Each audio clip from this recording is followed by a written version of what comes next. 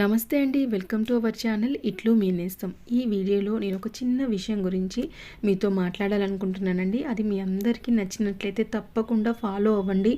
మీ లైఫ్లో జరిగే మార్పులను గమనించండి. వీడియో నచ్చినట్లయితే చివరి వరకు చూసి లైక్ చేయండి. ఈరోజు ఒక ముఖ్యమైన విషయము అలాగే మంచి విషయం గురించి చర్చించుకుందామండి. అది ఎంతో సింపుల్ అండి. మనము ఏదైనా మనం మనసును బట్టి అది సమస్య చిన్నదా పెద్దదా అనేది తెలుస్తుందండి.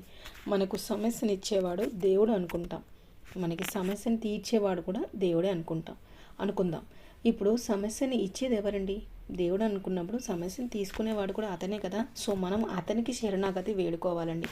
లేదు ఈ ప్రాబ్లం నాకు ఇలా ఉందని చెప్పేసి మన తెలిసిన వాళ్ళకి, చుట్టాలకి, అమ్మ నాన్నకి మనకు ఆ ప్రాబ్లం అయితే పోదండి. మీరు ఎంతమందితో ఏకరువు పెట్టుకున్నా కూడా ఆ ప్రాబ్లం అయితే అది ఎప్పుడు వెళ్ళాలో భగవంతుడికి మాత్రమే తెలుసు. మనము ఎప్పటికీ సర్వస్వ శరణాగతి ఆ భగవంతుని చరణాలపై ఆ బాధని వేసి ఆ మన కన్నీళ్ళని అంతా అక్కడ స్వామి నీ పాదాల చింతకి అని చెప్పేసి ఆయనని శరణు వేడుకుంటే తప్పించి ఆ ప్రాబ్లం పోదండి. మనము వెంటనే ఆ ప్రాబ్లం రాగానే అయోమయంలో పడిపోతాం. వెంటనే మా బ్రదర్కి చెప్పాలనో మా చెల్లికి చెప్పాలి, ఇది విషయం మా పెద్దనాన్నకి చెప్పాలి. ఈ ప్రతి ఒక్కరికి నేను చెప్తున్న బంధాలన్నిటికీ ప్రాబ్లమ్స్ ఉంటాయండి. వాళ్ళకి ప్రాబ్లమ్స్ లేకుండా ఉంటాయా చెప్పండి? కొంతమంది గోప్యంగా ఉంటారు, కొంతమంది ఏమో షేర్ చేసుకుంటూ ఉంటారు.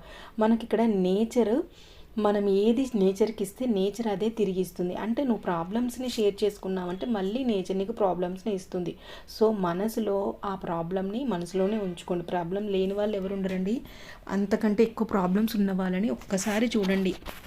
ఫుడ్ లేని వాళ్ళు ఉంటారు, బట్టలు లేని వాళ్ళు ఉంటారు, తల్లిదండ్రులు లేని వాళ్ళు ఉంటారు.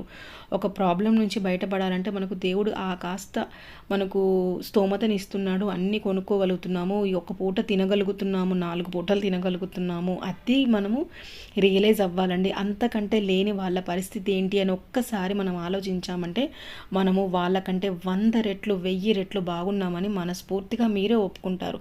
ప్రాబ్లం వచ్చినప్పుడు నలుగురికి షేర్ చేసుకోవడం అస్సలు మంచిది కాదండి. ఆ రోజు పూజ చేయడానికి కూడా మనసు రాదు. కొంతమందికి ప్రాబ్లం వచ్చేసింది, ఇలా ఉంది అలా ఉంది అని అయోమయమైపోతారు.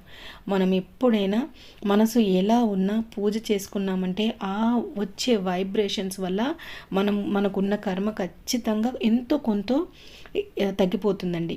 మీరు చేసి చూడండి. నిత్య దీపారాధన ఒక టైం స్థిరమైన ఒక సమయాన్ని కేటాయించుకొని మనకు వచ్చిన నామాలే కావచ్చు, పాటలే కావచ్చు, ఏదైనా స్తోత్రమే కావచ్చు, శ్లోకమే కావచ్చు, ప్రతి ఒక్కటి చదువుకుంటూ మనం ఒక గంట సేపు అలా దీపారాధనలో అలా దైవ నామస్మరణలో గడిపామంటే మనకున్న కర్మలు తప్పకుండా తొలగిపోతాయండి. అలాగని మనకెవరో వచ్చి తీరుస్తారని చెప్పేసి చుట్టాలకి, బంధువులకి, స్నేహితులకి షేర్ చేసుకోవడం అస్సలు మంచిది కాదండి. మళ్ళీ తిరిగి మనకు అవే కష్టాలు రిటర్న్ బ్యాక్ అవుతాయండి. అది మీరు ఖచ్చితంగా మీకు ఇలా చేసి చూడండి, మీకే అనుభవంలోకి వస్తాయి. ఊరికి మళ్ళీ వచ్చిన ప్రాబ్లమ్సే మళ్ళీ రిపీట్ అయ్యే వాళ్ళు కూడా కొంతమంది ఉంటారు. సో అది ఎందుకు వస్తుందని అంటే ఇందుకేనండి, మనం షేర్ చేసుకోవడం వల్ల మనము చాలా ఓపికగా ఉంటే ఆ ప్రాబ్లమ్స్ నుంచి విముక్తి కలుగుతుందండి. దాన్ని విముక్తి అనుకోకూడదు, మంచి రోజులు వస్తాయి. ఇప్పుడున్నది కూడా మంచి రోజులే అనుకోవాలి. అందరూ బాగుండాలని మనస్ఫూర్తిగా కోరుకుంటూ సర్వేజన సుఖినో భవంతు.